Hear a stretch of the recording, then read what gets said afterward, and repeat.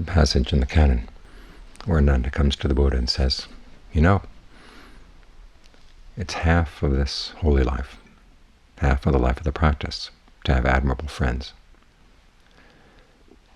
And the Buddha says, don't say that. It's the whole of the holy life. Everything in the practice depends on having admirable friends. And the Buddha gives as an example, if it hadn't been for the Buddha as our admirable friend, where would we be? How would we know anything about the Eightfold Path? How would we know anything about the path to the end of suffering? And the practice unfolds in the context of our friendships, which means you have to choose your friends well, the people you hang around with, the people whose values you agree with. The problem is we often pick up the values of the people around us through a process of osmosis, hardly even aware of what we're doing. If you live in a society where everything is measured in terms of monetary worth, it seems normal. And we forget how abnormal it can be. How can money be the worth of a person? The worth of a person lies in their qualities of mind, the goodness of the heart, the goodness of their actions.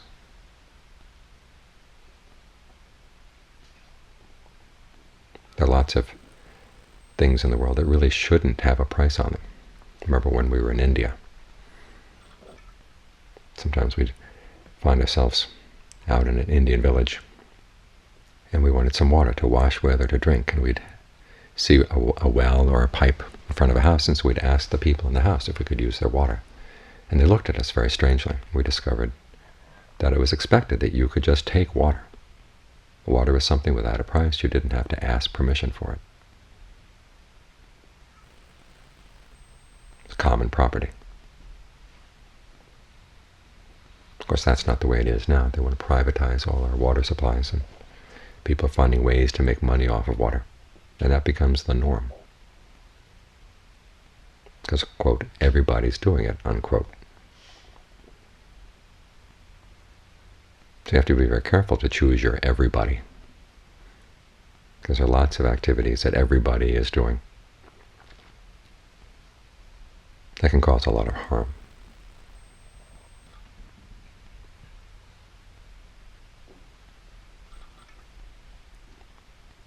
So the practice of meditation is not just mastering a technique.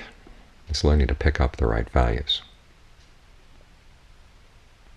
And this is why the Buddha created the monastic sangha, a community not only where the monks and the nuns would help each other maintain the right set of values, but the fact that the monks and the nuns depended on lay people meant that the lay people had to have close contact with the monks and the nuns, and that would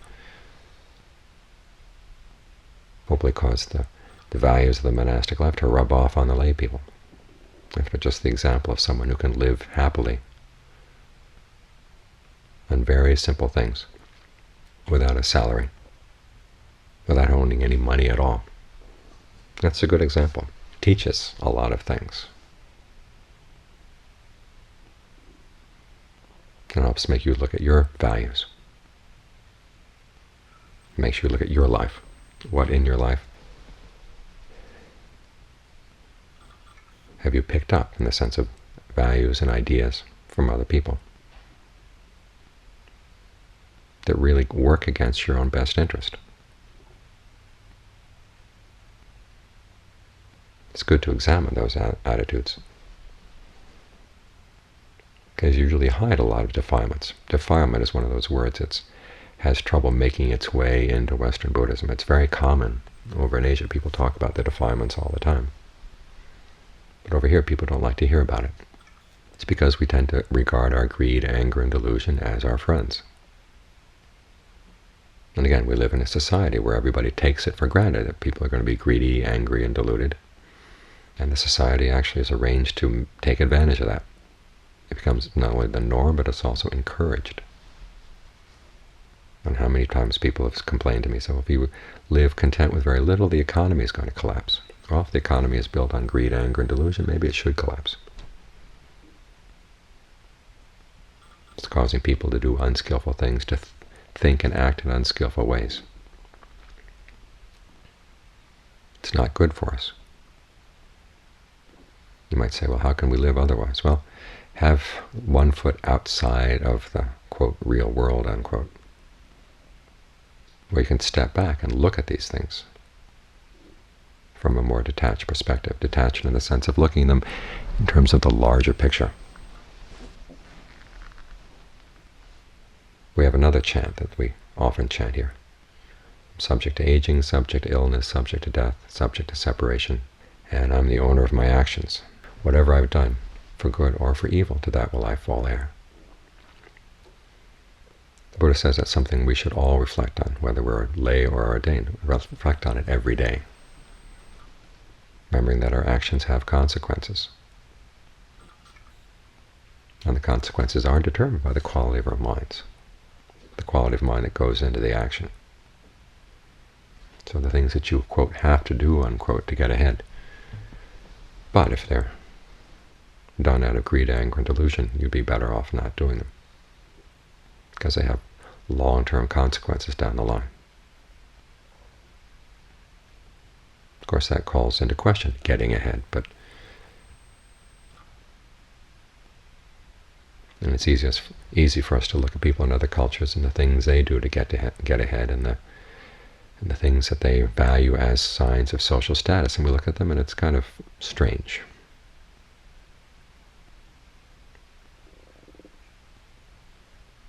The insignia, say, that go with wealth and power. If you're from outside the culture, it's all pretty bizarre. Learn to have that kind of attitude towards the culture you live in. Step outside of that culture and realize how bizarre the culture is. It's one of the reasons why the Buddha encourages people to go off into the wilderness. It's a very natural way to pull out of the frenzy of daily life and pull out of the rat race. And ask yourself, do you want to be in a race with a lot of rats?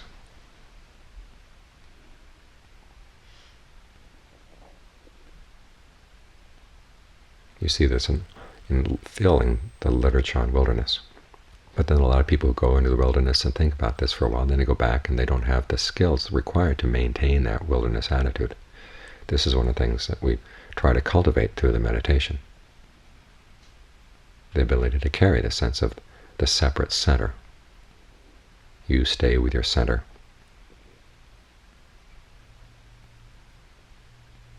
Regardless of what's happening outside. And that gives you your separate perspective, where you can step back and look at things. This is why it's so important to develop this as a skill.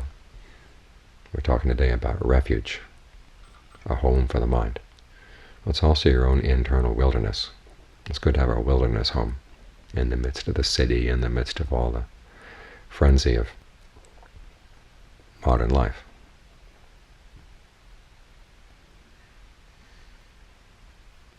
To have that place where you can step back even while you're in the midst of all these other activities. So the values and the techniques of meditation go together. This is why it's so important to work on this skill, so you really have it mastered that no matter what, you can stay with the meditation.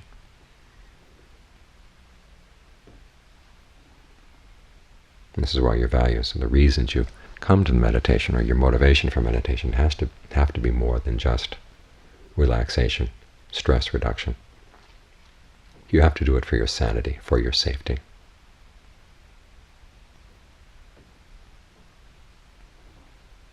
That sense of the dangers out there. This is why the Buddha stressed heedfulness as the basic quality underlying all skillful qualities.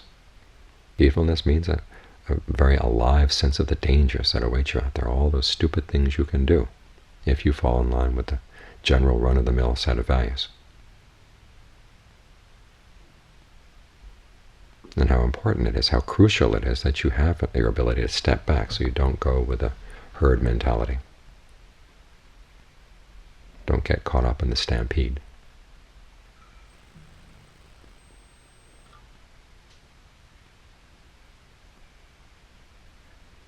So it is dangerous out there because it's all as dangerous in here. The mind so quickly picks up through its greed, anger, and delusion the ideas out there that foster greed, anger, and delusion. If our minds were originally pure, if we really did have that wonderful Buddha nature that deep down inside is our true nature and it's good. But if it's corruptible, what kind of Buddha nature is that? How can you depend on it? We say we're basically pure, but we're corrupted by society. If we were basically pure, we wouldn't be corruptible. So you do have to take a jaundiced eye not only to values out there, but these friends inside, these false friends, who are here only to cheat you. They're good only in word. They flatter, cajole, and they lead you to ruinous fun, like it said in the chant just now. You've got to protect yourself from those dangers as well. They're what they call the fifth column.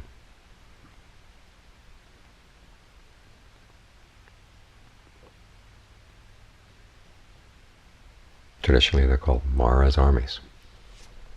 Mara has his armies inside you.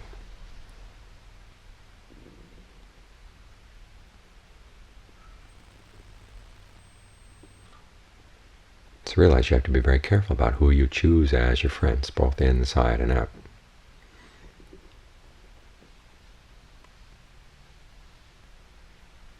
Sit down with yourself and ask. Ask yourself, what do you really value in life? What really is important in life?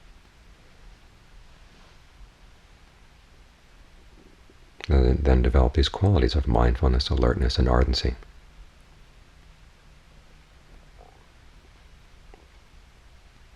To give yourself that refuge where you can stay true to your values and develop a sense of genuine security, genuine well-being.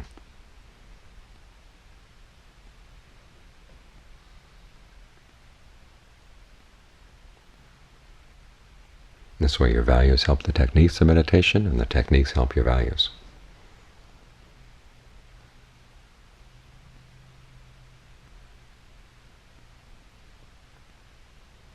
So you can have admirable friends. When you find them outside, as the Buddha said, follow those people. If you can't find them outside, the Buddha says go alone, but try to maintain your internal friends wherever you go.